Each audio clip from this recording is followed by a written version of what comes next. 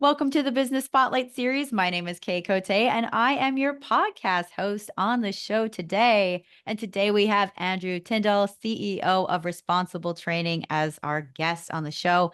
So excited to share his journey to business ownership and journey as running a business, to like hear about the challenges that he's faced along the way, as well as some of the best practices that he's may have learned. So if this is your first time on our channel, be sure to like and subscribe to get notifications when we drop episodes like this. Well, hi, Andrew. It's so nice to have you on the show today. Hi, thanks for having me. Well, let's dive in. I want to hear a little bit about you and your business responsible training. Yeah, so I guess I'll start with the company. History goes back quite a ways, dating back to 1999, actually, at which point my mom was working out of a bar and grill in Austin, Texas. They did some on-site training for alcohol, TABC training back then. She helped with the class a little bit and just basically kind of made friends with the trainer. She started assisting him in various things, and over years and years, it just kind of turned into something she started to maintain herself.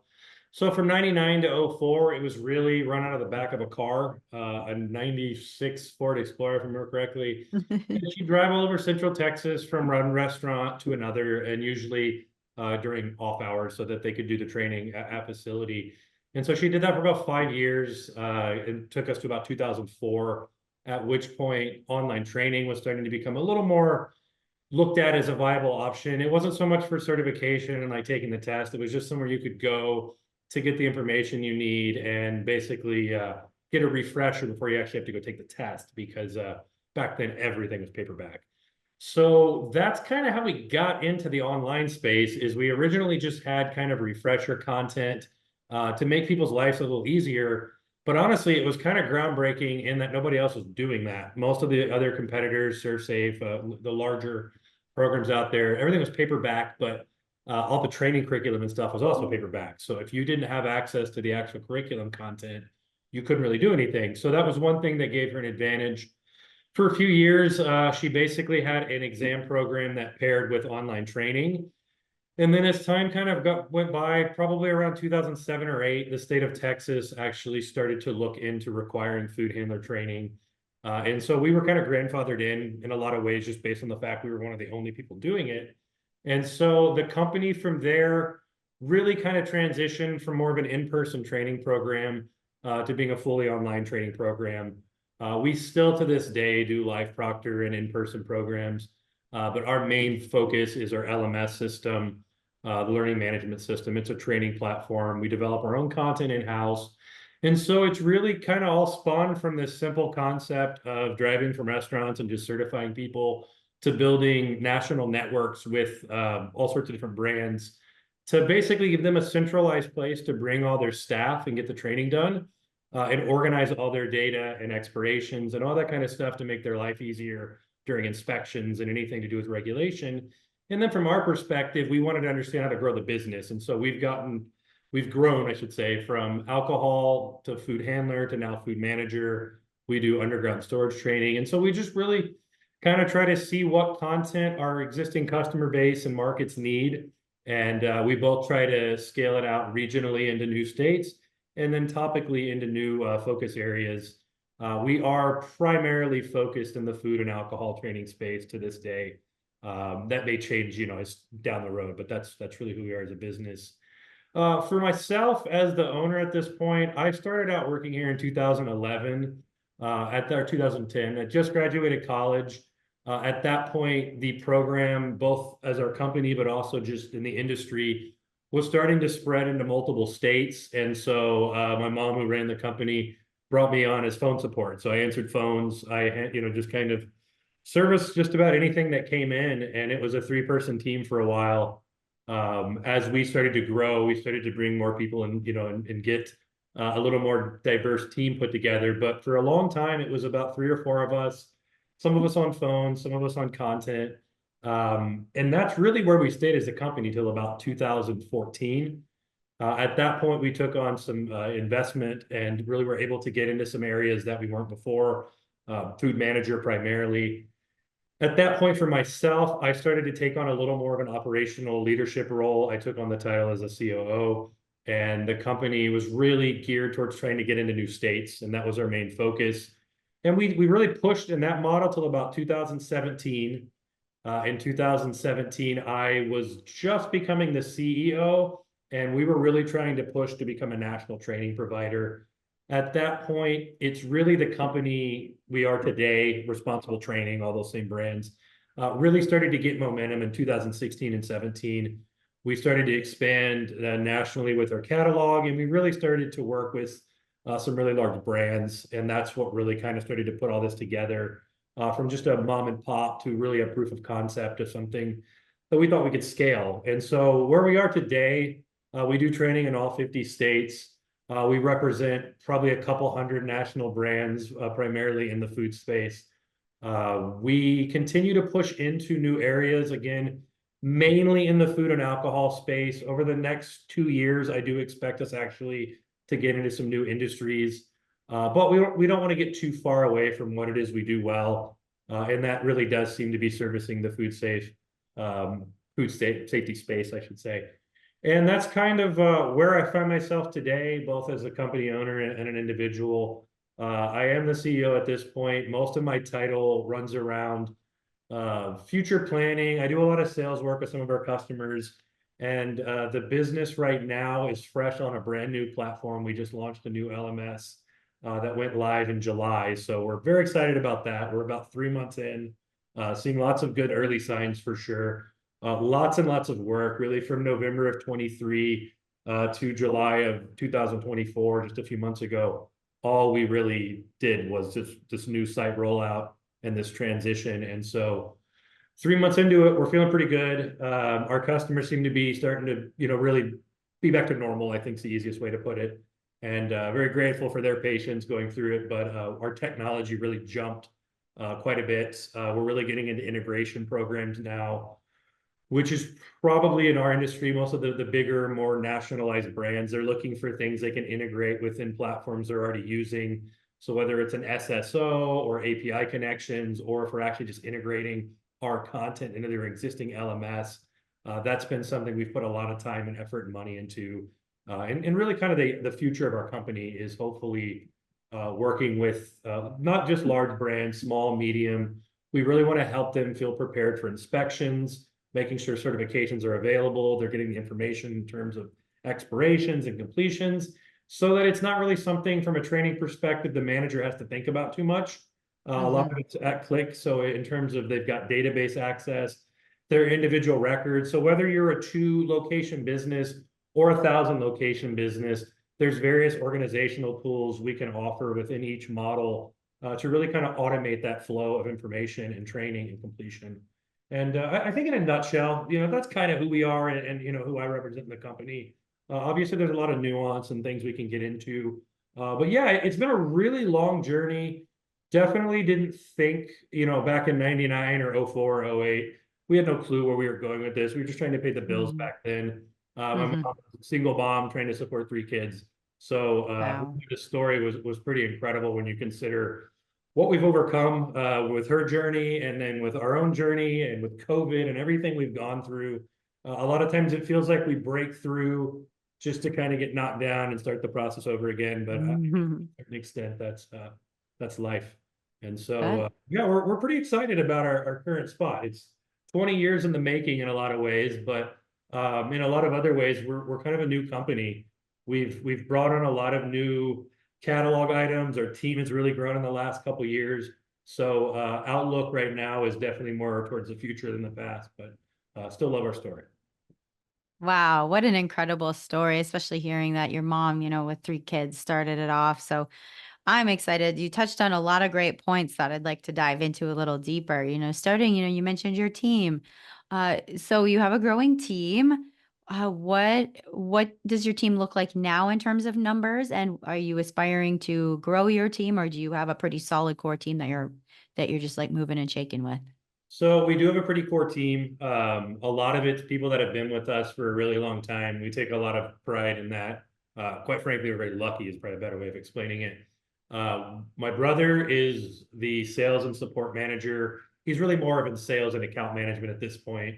Riley Henson is our course development director. He's been with the company since 2013 or so. So he helps build content, does regulatory research. Scott McQuinley is the COO. He helps me with day-to-day planning, long-term strategy, all that sort of stuff, basically keeping the wheels on the bus. Rob Smith is our product development manager director. He essentially helps balance a lot of various things with our technology, mainly getting our products functioning, visible, making sure our SEO effort goes. And then we have a handful of support members who help us part-time, full-time. We have a chat system, we have a phone system. All of our support is US based. All of it's out of Austin, Texas. So we are entirely locally built, locally located. That's redundant, but I think you know what I mean. We are local, basically top to bottom. We do outsource as well with some of our contract labor. We have a big contractor team. I would think at this point, our contractor team in numbers is probably bigger than our full-time team. And then we're always looking for new people. Typically, when we're bringing in team members, it's something trying to kind of pioneer into a new effort or a new reach for us. Right now, we're real big in the regulatory health department space. So that's actually an area we are looking at bringing on someone right now to help us manage that. Next year, we're going to be looking into some new industries. So we may be looking for some kind of subject matter experts who can come in and really prop up those systems. Because really, as a company, where we are experts individually is really more the training apparatus, the content development. Sometimes when it comes into the actual subject itself, especially outside of food safety, we sometimes lean on outside experts to come in. So all in all, there's probably about 25 or 30 of us that make up this team. Within the full time, there's about 10 of us that come in every day. My grandmother is retiring at the end of this year. She's been my CFO for, I don't know, 10 years or so. So she's been a huge part of the company.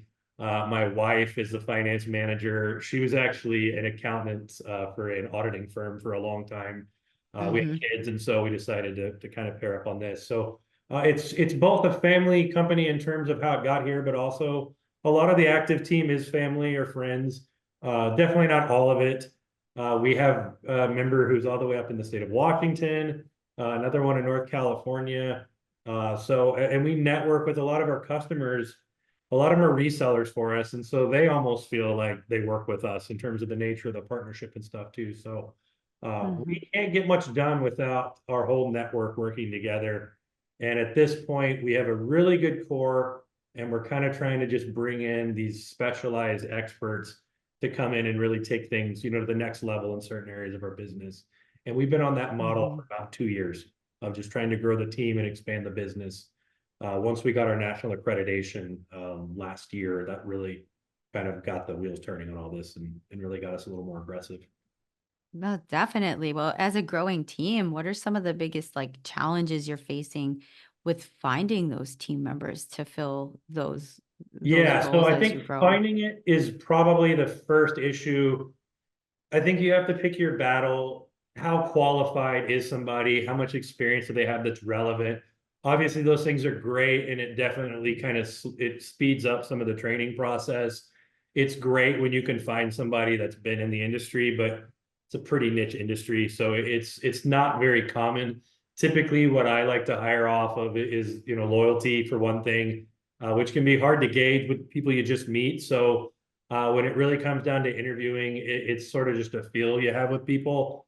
Our job being small, we do look for multi-talent in that, yes, you may be a phone support rep, but maybe you can help with other parts of the business. Riley Henson's probably one of the best examples. He started out doing phone support on the weekends, and now he holds arguably the single most important role of this company. And that really is what I think the challenge is. How do we get people in here, let them develop a challenge themselves in terms of managing it and being really the person who makes these decisions? And by doing that, there's a slow process at the beginning because there's lots of mistakes.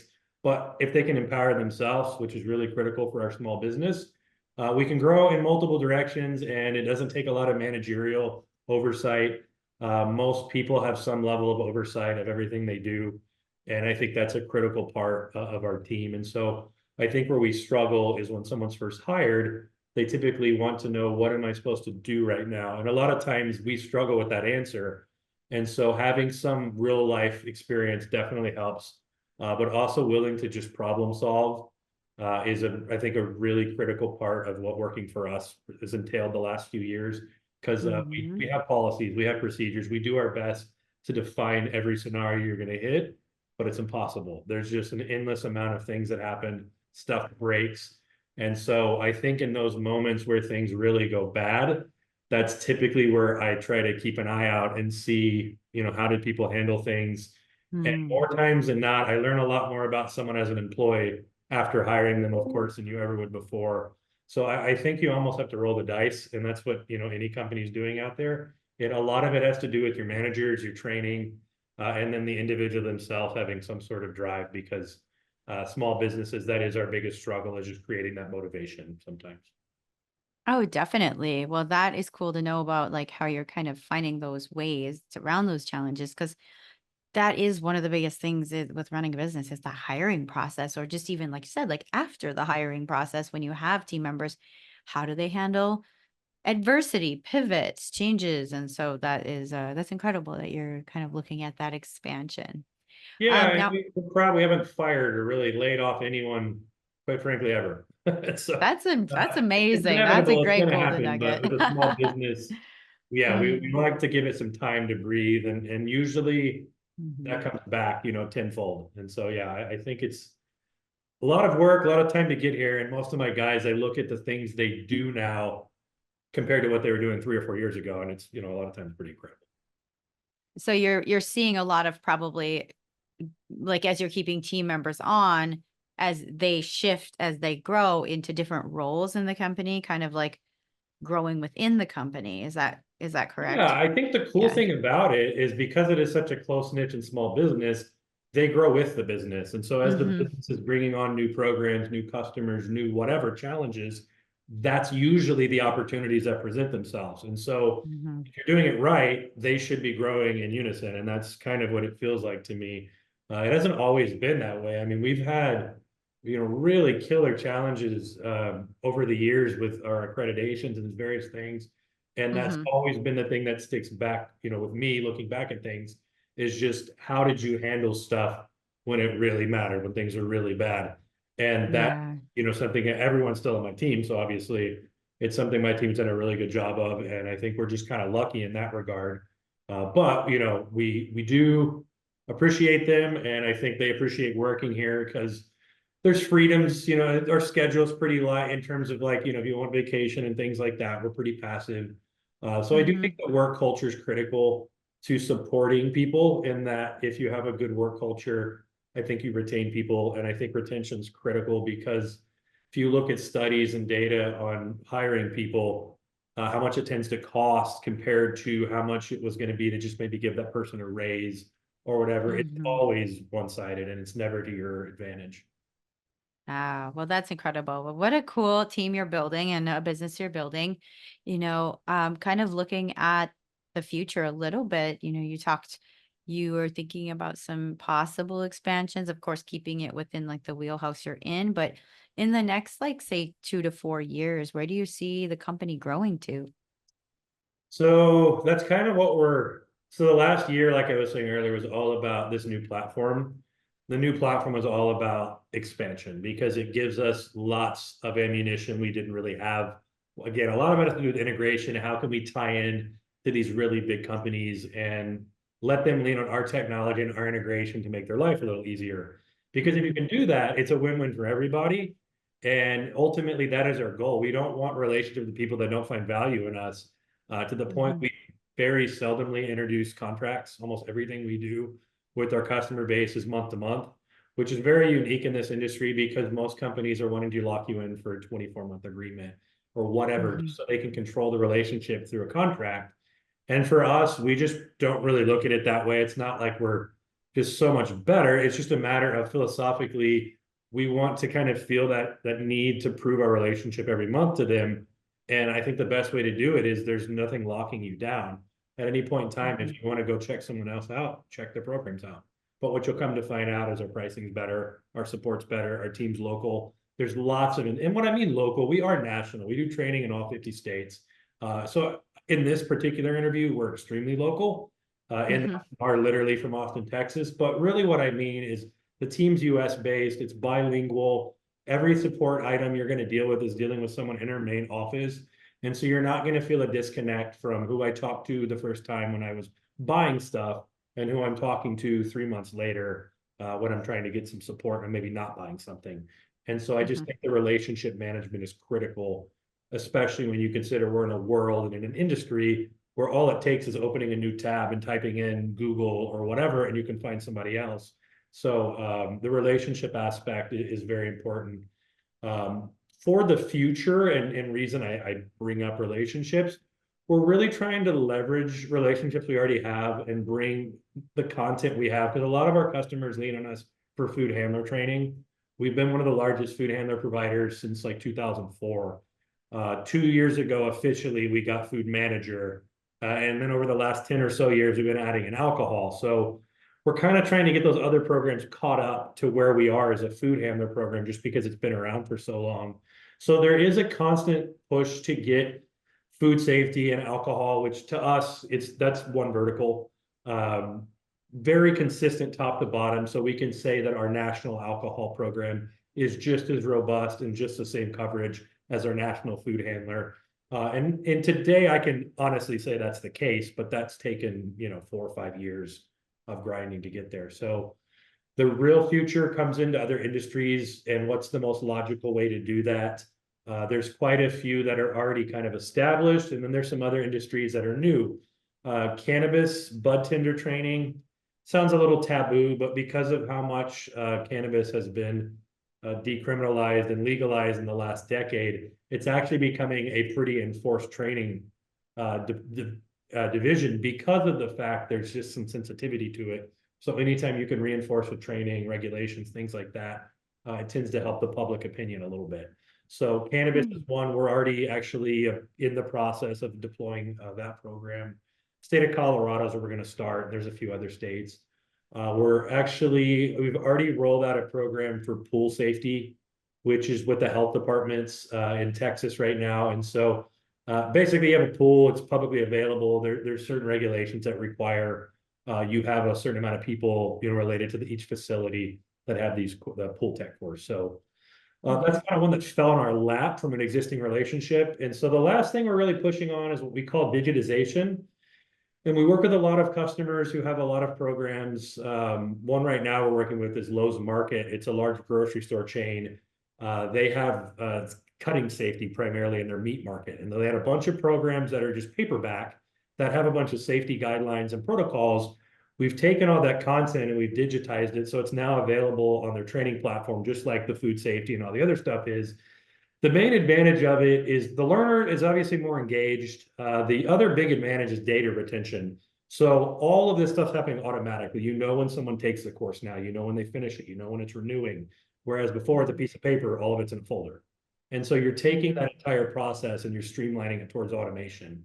And so that's kind of a big thing of what we're doing, is this concept of making customers' life's a little easier with things they've been doing for a long time, and just how do we digitize it, how do we automate it, and basically how we track it. And so that's been kind of the last push as we get into next year. I think we've done enough content expansion for the next 10 years, quite frankly, uh, Mhm. over the last 3 or 4. And so at this point, yeah, that's kind of what we're trying to figure out. What has the most legs? Is it working with corporations? Is it doing B2C? Is it small business? Is it medium business? Is it none of those? And so we're just kind of evaluating and trying to learn the best we can. But that's where I sit right now. What makes sense, at least. Wow. Well, this has been an incredible, just journey to share your story. And it's been such a great conversation. And now I'd like to dive into our rapid fire questions. So there's 4 questions where you answer very top of mind, first thing that comes to your mind. So, Andrew, are you ready for some rapid fire? Let's do it. All right. Question number 1 is, what is a key to success for you? Key to success: hard work for sure, consistency. And then I think probably culture, tying back to what we talked about before. And if you can get all those kind of balanced together in enough time, it's almost inevitable you'll find some level of success. It's not given though, for sure. Definitely. And what is a piece of advice you have for other business owners? Perseverance for sure. There's going to be a lot of really, really crappy days, especially in the beginning where it feels like this is never going to get to where you want. And it never feels like you, and I'm not done to be sure, you never look up, at least in my experience so far, and you're like, I did it. But you do look back at things and you just appreciate how much you've overcome. And I think that is just really important to realize like it's going to take a lot of work, but it is worth it, I think, to a certain extent. Definitely. And what is one book or piece of content, could be a show, a podcast, something that you've taken in most recently? You know, the one I always talk about, and it's becoming a little less important to me now just because we're getting a little more complicated. But a few years ago, we were trying to figure out how to do marketing and, what are we going to do with marketing? And it really came down to a bunch of research. And I found a book called The One-Page Marketing Plan for Small Businesses. And Mm-hmm. it's definitely more dynamic than just a business plan, but it was just really enlightening for me to put really complicated things you'll learn in, marketing one, two, three, whatever in college, and practical things you can apply to your everyday. And so I left reading that book literally like, I want to do this, I want to do that. And it never stopped those wheels for me. And to this point now, we've built an entirely kind of marketing department and effort off of literally that book, because before we had the book, we did nothing. We were just an organic, kind of Mm-hmm. bobbing along. And so it brought a lot of structure and identity to the strategy for marketing. So that's probably what I'd recommend personally. Wonderful. I just wrote that down. That sounds like a great read. And our final question for today: if you could wave a magic wand and rapidly overnight improve one aspect of your business, what would it be? That's tough. Probably would be related to marketing for sure. I think where we're struggling right now is understanding data because there's so much of it. So Mm-hmm. yeah, if I had a wand to take the astronomical amount of data we have and make it into a nice, clean, one-page document I could read and make sense of, that'd be amazing. Because yeah, data is kind of the future for anyone that's online. You've got to be able to not only collect data, but you've got to be able to organize it, and you've got to be able to analyze it, and then you've got to be able to act off of it. And if you're doing that consistently, especially with a website, you're going to just naturally, it kind of organically and evolutionarily take your website and make it better day by day by day. And you feel it with the website because you'll look Mm. 2 years later and you're like, problems that used to be a nightmare are fully automated now. And so Yep. that would probably be data is where I get stuck most of these days. Oh, well, thank you for sharing that. And before we get to our final question today, how can people find you and get connected with your business? So anywhere on Google, any of the organic, I'm sorry, my nose is starting to itch. Anywhere on Google, Bing, any search engine, you can do just about any search, Texas food handler, and we're going to come up. Responsible training's available. The website is responsibletraining.com. Really, anywhere, quite frankly. We're on health department Hmm. websites, we're on State Department, all our accreditations, which are going to be where most of the training directors and people are going to look. And then we do, a pretty aggressive outreach program as well. But if you're just trying to get some more information, come to responsibletraining.com. You'll notice a few pages that have a lot of information, just kind of high level. There's 3 solutions pages. It's corporate solutions for businesses, restaurants, things like that. Health department solutions for the health departments we partner with to help service their constituents. And then Proctor reseller solutions. We also plug in programs for other companies that have an idea kind of like ours. They don't have the infrastructure, maybe the time to develop everything. So they just kind of piggyback on our system and develop their own program. And then we also have proctors who run schools, and they run Hmm. our training platform. And then last, there's an About Us on there, which just tells kind of a little more about the story we were talking about today.